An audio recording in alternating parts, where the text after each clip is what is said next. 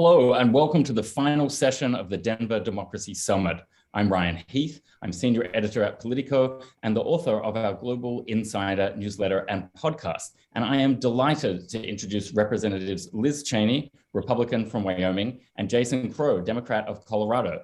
Thank you both so much for joining us today. Great to be with you, Ryan. Now, there's no getting around January 6th in this discussion, but I'll also push you to look forward about how we're going forward, make our fragile democracy more resilient, including by restoring trust in it. If I can throw it to you first, Representative Cheney, thinking about your work on the January 6th committee, it's ongoing, but could you give us some insights into your plan for turning the results of that committee work into tangible messages that people are going to be able to grip around their kitchen table and changes that might win the support of, I don't know, more than 45% of the American public?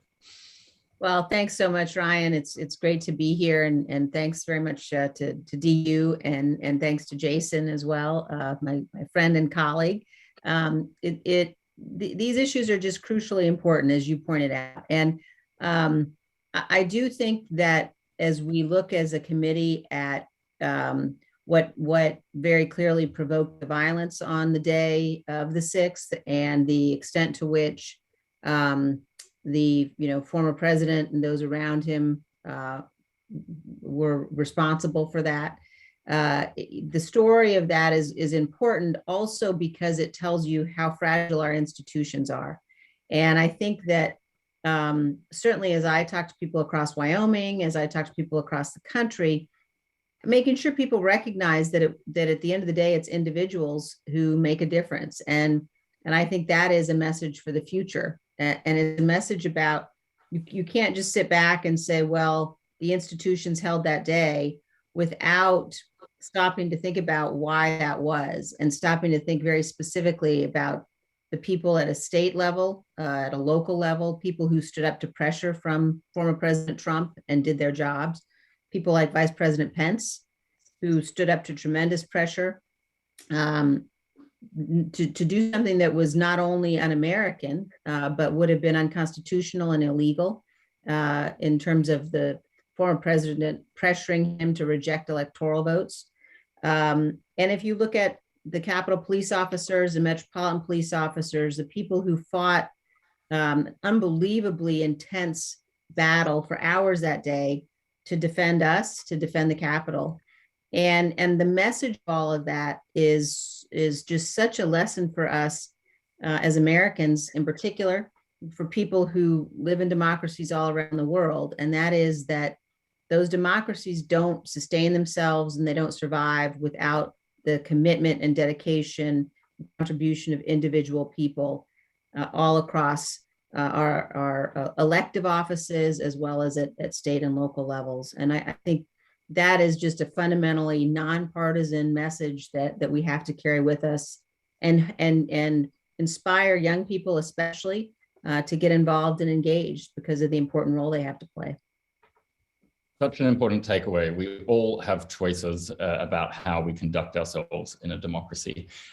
Representative Crow, some are arguing that Democrats are now using January 6th just to create political mileage for the midterm elections.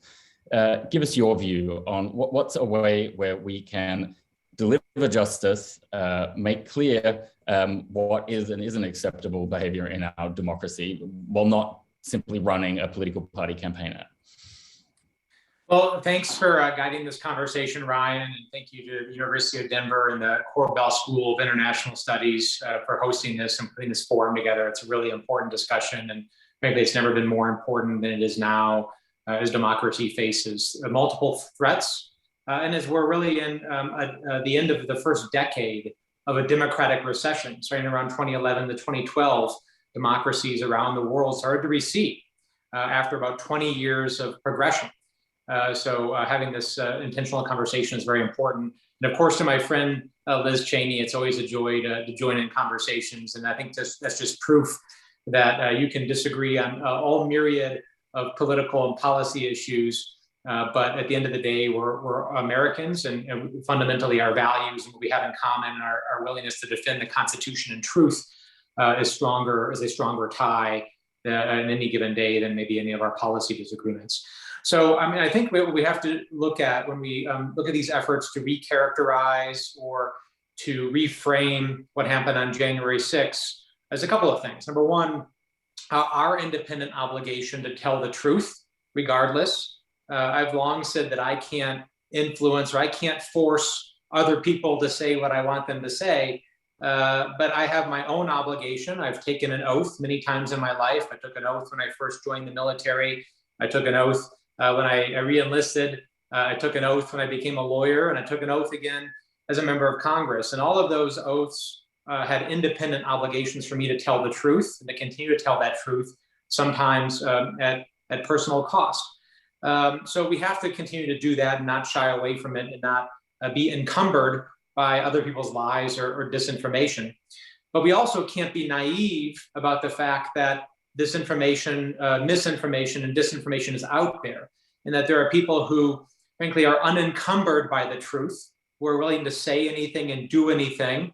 Unlike years and generations past, because this isn't a new dynamic in America, there have always been people who have dealt in disinformation and misinformation and conspiracy theories.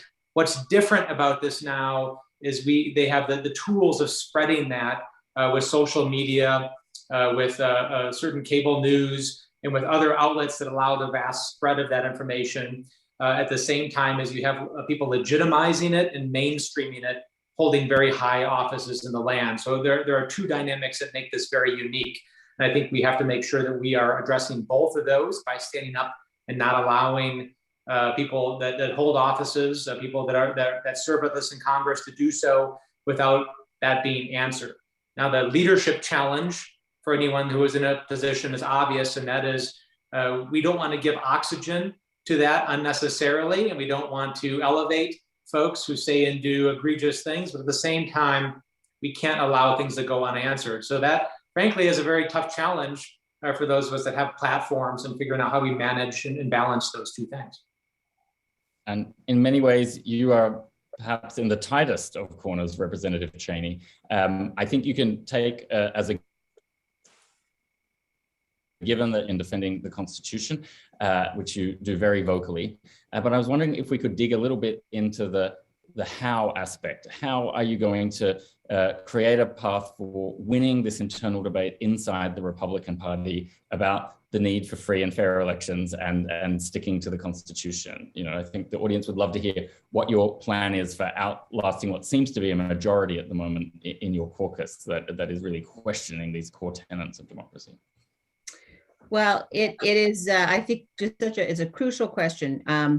I think that as a country, we have to have two healthy political parties. We have to have a healthy Democratic Party, a healthy Republican Party. And I think that, you know, certainly things change very quickly in our politics. There are definitely things that, you know, have happened over the last year that I would not have anticipated. But I think that there's a sort of a fundamental underpinning of everything we do. And certainly for me as a conservative, I believe in conservative principles. I believe in limited government and low taxes and a strong national defense. And I believe those are the right policies for America to pursue. And to me, the notion that fidelity to the Constitution is something that people will abandon goes in the face of everything that conservatives have stood for. And so I think reminding people about the extent to which all of the fundamental policy debates we have to have, you know, when you think about Jason and I and the differences that we have, in order to be able to debate those differences, we have to have a fundamental grounding in the notion of, you know, what are the freedoms that are defended and that are protected by the Constitution. And, you know, our ability to walk onto the floor of the House and to have those discussions and debates, we only have that ability because people in uniform primarily have defended the nation, defended those freedoms. And so I think there is a real need to remind people that Republicans used to stand for, fidelity to the plain text of the Constitution, fidelity to the rule of law, and that's the most conservative of conservative principles in my view. And I have found tremendous receptivity to that idea and tremendous outreach from people across Wyoming, people across the country, and especially young people. The numbers of young people who will come to me and say, we might not agree with you on many of your policy issues, but we know that it matters that we live in a constitutional republic, and we know that it matters we have to fight for those principles.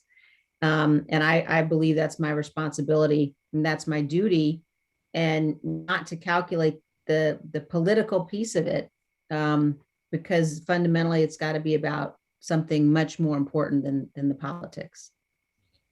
And do you feel that you can reconvince or make sure that your caucus colleagues are able to return to their former positions, their former line, or is it going to take a new generation of Republican members of Congress to be able to win that fight? We have a very serious problem inside the Republican conference in the House right now. And I would say that part of that problem is the fact that we have people who know the truth and won't speak the truth about the election and about Donald Trump. But we also have inside of our conference people who have espoused anti-Semitic views, have espoused white nationalist, white supremacist views, and who have not lost their committee assignments, for whom there have been no repercussions. And so part of my view about what we have to do to get our party back to health and back to advocating for these principles that matter so much is we have to be clear that we want to have a big tent, but no tent should ever be big enough to include anti-Semitism and racism and bigotry, that there are views that are outside of political discourse in this nation. And I think both sides have to do that. I would say, the Democrats in the House have similar challenges. But if you look at our party right now in the House and you look at how we handled Steve King in 2019, when we immediately moved to strip him of his committee assignments, when he espoused views about white nationalism, and you fast forward to where we are today, where you have a member like Paul Gosar, who has openly attended events with white supremacists and Holocaust deniers, who posted a video of himself killing another member of Congress. Somebody like that, then who suffered no consequences for it. That is not a healthy conference. And I think that part of what we have to do is also be willing to say we reject a certain set of these views that are completely unacceptable in our discourse. Congressman Crow, we've got a great audience question that I want to bring in, and each of you should feel free to answer it.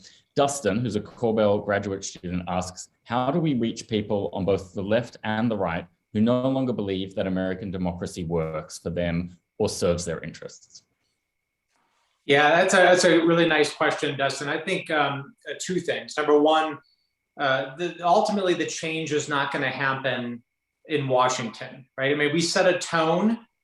We certainly have a bully pulpit and have a very important role to play in promoting civility, truth, and civil discourse. But ultimately, this is going to have to be a public project of the American people. And I've called for, since the 1-year anniversary of January 6th, which we just observed last month, a new type of American patriotism, a new American patriotism that looks a little bit different from the old type of American patriotism. It's grounded more in humility, in honesty, and discourse. This understanding that our promise as a country is unfulfilled, and to fulfill that and to be better, we have to be more honest and encounter some hard truths that we've never dealt with as a nation. And therein lies a great opportunity. So it's going to require everybody to stand up and push forward hard uncomfortable conversations. Now, that's the important part here is, if you look back at history, in those moments where fascist movements or autocracy has overcome democracy, it's never a widespread movement within those societies and countries. It's no longer the majority, it's never the majority of people standing up saying, yes, we choose fascism over democracy. It's always a small extreme number of folks who are able to do it because the larger number of people, the majority, stay silent. So the lesson from that is that normal Americans, the people who do not believe in these extreme policies that very small numbers of folks do, can't allow it to go unchecked. We have to call it out. And yes, that's going to be uncomfortable. It's going to be hard to do. But folks need to start speaking up at community meetings, at town halls, at school board meetings, because that silent majority, if they remain silent, allows it to happen. So that's number one. And really, the second is we need to start making the case for democracy writ large. After the fall of the Soviet Union and into the Cold War, we got complacent and we stopped making the case for why democracy and freedom are relevant and how it impacts people's everyday lives for the better. We've taken that for granted. And now I hear and see this going around, and people say, well, why does it matter that we're involved in Ukraine or should support Ukraine? Why does it matter if a strong man tries to conquer a democratic country with tanks? Well, how does it impact me in my life? What that tells me is we stopped making the case effectively, and we have to start doing that again because it's all tied together. Congresswoman Cheney, do you have any thoughts on how to engage those people who feel left behind? And perhaps it's economic as well. It's not just political discourse. It's if you feel that globalization didn't work for you, maybe that's one of the reasons why you're not trusting American democracies these days. Yeah, look, I think that a lot of it has to do with, we have to do a much better job at teaching American history in our schools. And I think at reminding people, and it's world history too, reminding people that, as imperfect as America is, as imperfect as democracy is, there is no form of government that has provided more freedom for more people ever in history. And so making sure that everyone understands that they do have a voice, that they can exercise that voice, that they should be heard, but realizing that all of our students need to read the Federalist Papers. I mean, you need the miracle of what our founders did, again, imperfect though it was, provided the fundamental framework for us to achieve the ideals, that we all want to achieve as a society. And, I have to say that as we were going through, for example, the debates and the discussions around whether we should object to electoral votes over a year ago, going back and reading the Federalist Papers, reading what Alexander Hamilton wrote about why did the founders want our president, want our electors to meet outside of the Capitol, what they were thinking about when they devised a system that would attempt to be as free as possible from political pressure, and recognizing and understanding the fundamental miracle that happened in this country before we were a country, when this handful of men decided that we ought to have a society that was based upon these liberal ideals. And what a tremendous blessing it is that is the country in which we live. What a tremendous obligation that imposes on all of us to defend those institutions, to make sure we can hand them to the next generation, and to improve them certainly as we go.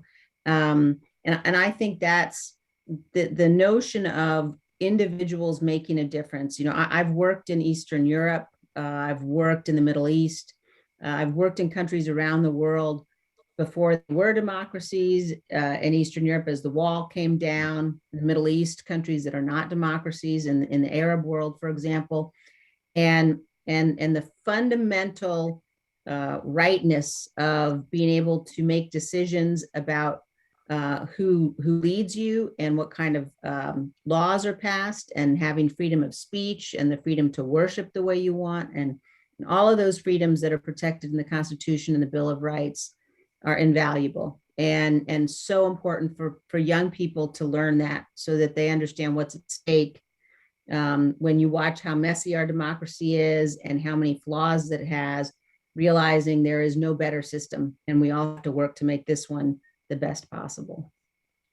The US does have an extraordinary self-correcting capacity. That's my observation as a foreigner. So I want any American listening to know that and be proud of that. Mentioning Eastern Europe, it reminded me that once upon a time I was working at the European Union as an official, and I had a front row seat to the unraveling of democracy in Hungary. And it's my eternal regret that I didn't push harder and sooner to prevent that or do my small part in that. And I wonder how close each of you think we might be in the US for some kind of Hungary-style tipping point, that moment where the institutions get hijacked and the cronyism sets in. We can stick with you, Congresswoman Cheney, and then go back to Jason. Look, I think that we came very close. And when you have a president who is willing to go to war with the rule of law and willing to blow through the guardrails of democracy, that's something that, if we were to give the former president that power again, it's hard to imagine how we could recover as a country. We can survive bad policy, and certainly my partisan view is that we got a lot of bad policy happening now, but we can't, as one of my colleagues said, we can't survive torching the Constitution. And I think it's really important for people to recognize how close we came, and what a fragile thing it is to defend and to ensure that that doesn't happen again. Congressman.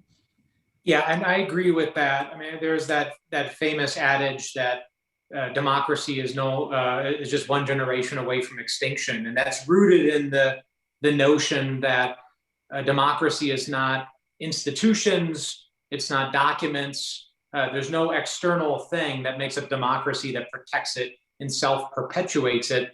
It's just people. It's just people that decide to uphold it, to uphold those norms, those traditions, uphold those institutions, uphold the rule of law. And when people decide to stop doing it, which can happen at any time, then it goes away. And I think that's one of the lessons, particularly from the last 4 to 5 years, is when you see people stop enforcing rule of law, there is no external factor that keeps it going. It just stops. So it is fragile. And I think that it's a time for humility. It's a time for us to recognize the fragility of it all.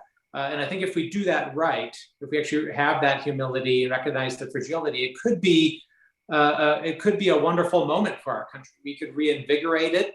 It could refresh democracy in our society. It could engage young folks, which I continue to be extremely encouraged by.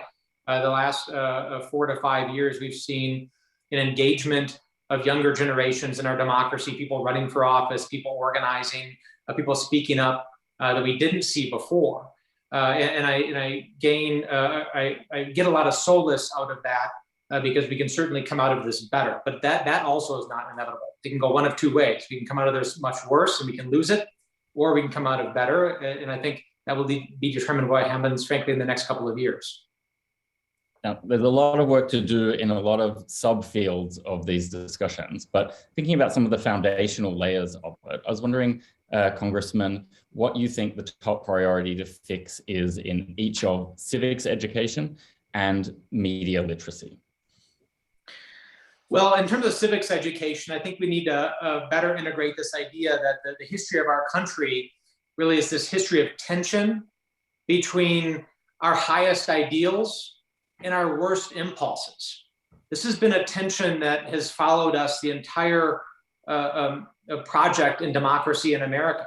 And it's nowhere near more evident than in our very own Constitution, when you have these amazing words that articulated the idea of self-governance, the idea that our leaders should be elected by the people and not ordained by a God or a higher power, which was a radical idea at the time and nobody thought could succeed. But in that very same document, we enshrine slavery and talk about treating people as 3/5 of a person. So that idea of that tension and conflict between those two things continues to carry with us. And I think we have to have honest conversations about that conflict if we're ever going to deal with it and come out of it better in a more healthy way than frankly having people storm our Capitol and try to overturn an election. So that's number one. And in terms of digital literacy, we do have to do a much better job. We have a 20th century education system that is dealing with 21st century technology. I mean, I remember growing up and going to, the library course where you go in and you get the little library index cards and you have to research and get the book. Well, things actually haven't changed that much in our public education system. Hasn't caught up with the issues of disinformation and misinformation, teaching people how to find good information and be discriminating consumers of that information. But it's not just K through 12 education, it's also impacting older Americans as well. So we can't just limit it to the K through 12 education. We have to find a way to provide people tools to be better consumers of information later in life as that information evolves. Thank you. Congresswoman, I have a question for you from Jeremy Hafner, who's Chancellor at the University of Denver. And he is very keen that we think about the role of universities in toning down the temperature, and would like to know what you would like to see from universities in regards to civil discourse, free speech, and pluralism of thought. Yeah, thank you. It's such an important role that universities and colleges play in educating the next generation. And I think there are several pieces to that. I think that if you look at what a university experience is supposed to be, it's supposed to be a time when your ideas are challenged and when you're educated and you learn the skills and you develop the skills either to cast aside what you believed because you recognize it was wrong, or to learn to defend it. And I think that too often today in our universities and our colleges, we do have cancel culture. Views are canceled, and that is just it's really unhealthy. I mean, and I began by talking about views that are outside of our public discourse, and I think we all can identify the kind of anti-Semitism and white supremacy, but you should not be in the business of telling people that simply because you're conservative, there's no space for your view. And I also think that we have to fully recognize, we want our children to learn from our history, and Jason is absolutely right that our history is imperfect. But that should not stop us. The fact that when the Constitution was ratified, I could not have participated, shouldn't stop me from learning about and understanding the fundamental genius of the people who risked their lives to bring this nation into being. And I think that we have had to move away on many college campuses, high schools as well, from teaching the history of great men and women, learning the biographies of the men and women who led before, and reading biographies of Abraham Lincoln and George Washington and Margaret Thatcher and Harriet Tubman, and understanding how generations past, both Americans and others, have dealt with challenges and led. And I think that is such a loss for our students when we don't teach about great men and women in history, or we don't read the great books. And you can say these are the flaws of Western cultural tradition, and there certainly are many, as we've discussed, but we shouldn't prevent our students from learning, as I said, just a fundamental miracle of self-governing society and of democracy that's at the heart of our constitutional republic. Thank you. We're almost out of time. I've got just one last political question for each of you. I'll say them first and then you can answer in turn. Representative Cheney, would you consider running for president in the next election if that's what it takes to stop Donald Trump returning to the White House? And Representative Crow, to you, Do you think the country would benefit from a bipartisan ticket if that's what it took to stop Donald Trump returning to the White House? I'll let you go first, Representative Cheney. I wanted Jason to go first. I don't know which one is tougher. That's a maybe. I'm taking that as a maybe, Congresswoman. Look, I am obviously not thinking about 24 in terms of what I might do. I'm very focused on my reelection and on the select committee.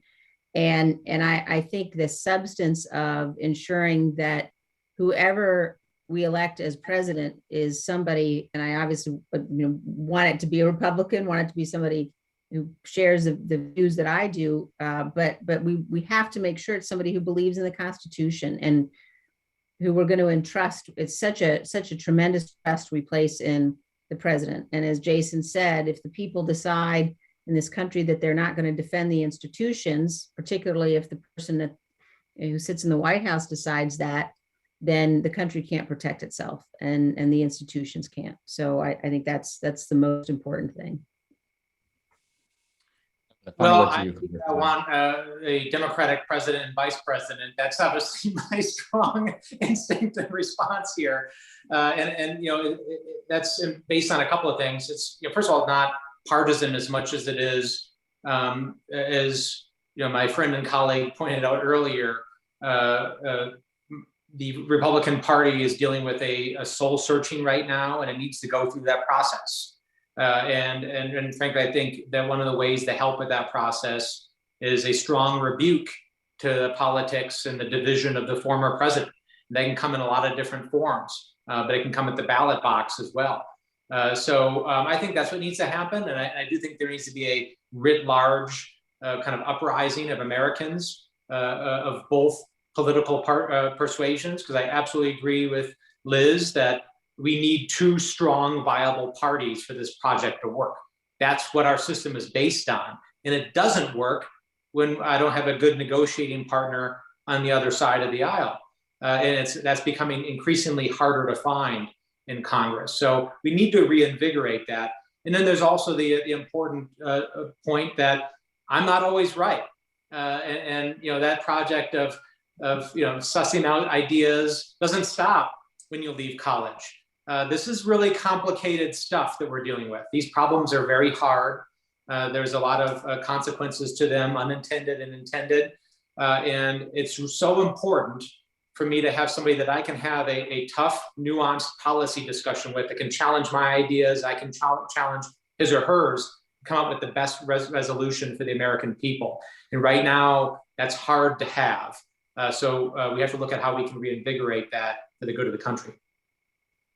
Certainly is hard, but Liz Cheney, Jason Crow, thank you so much for being the two strong, viable partners in this conversation. I hope you enjoy your weekend. And now we throw it over to close out the summit.